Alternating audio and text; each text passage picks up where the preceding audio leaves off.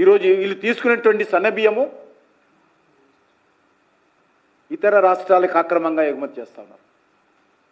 ఇతర రాష్ట్రాలలో నాసిరకమైన సన్నబియ్యం తెచ్చి ఇక్కడ ఫుడ్ డిస్ట్రిబ్యూషన్ కింద షాపుల ద్వారా ప్రజలకు పంపిణీ చేస్తూ ఉన్నారు. ఎందుకంటే తెలంగాణకు సంబంధించినటువంటి సన్నబియ్యం చాలా మంచి సన్నబియ్యం.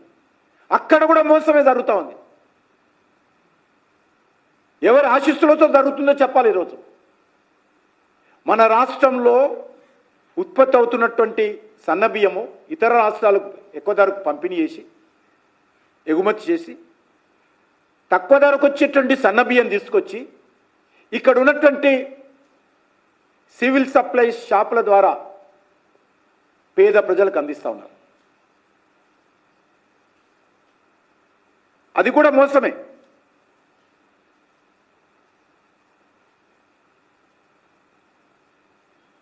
ఇతర రాష్ట్రాలకు 4,000 నుంచి 4,500కు బియ్యం అమ్ముతారు. ఇతర రాష్ట్రాల నుంచి 3,000 నుంచి 3,200కు కొంటారు. అమ్మడం మన బియ్యం ఏమో 4 నుంచి 4-5 వేలు పలుకుతుంది. ఇతర రాష్ట్రాల్లో ఈ యొక్క మధ్య దళారీలు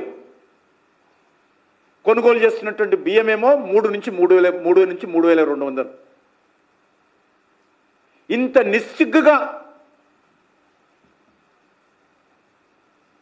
బీఆర్ఎస్ హయాం నుంచి ఈ రోజు వరకు కూడా దగా జరుగుతూ ఉంటే, రైతుల పుట్టగొడుతూ ఉంటే, ప్రజలకు అన్యాయం జరుగుతూ ఉంటే ఈరోజు తమాషా అయిపోయింది.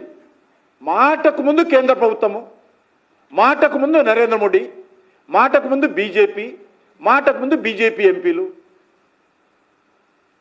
వీళ్ళకొక్కరికే బాధ్యత ఉన్నట్టు, వీళ్ళు మాత్రమే సమర్థవంతంగా పనిచేసేవాళ్ళు, వీళ్ళు మాత్రమే నీతివంతంగా పనిచేసేవాళ్ళు, ఇంకెవరు నీతివంతంగా చేయరు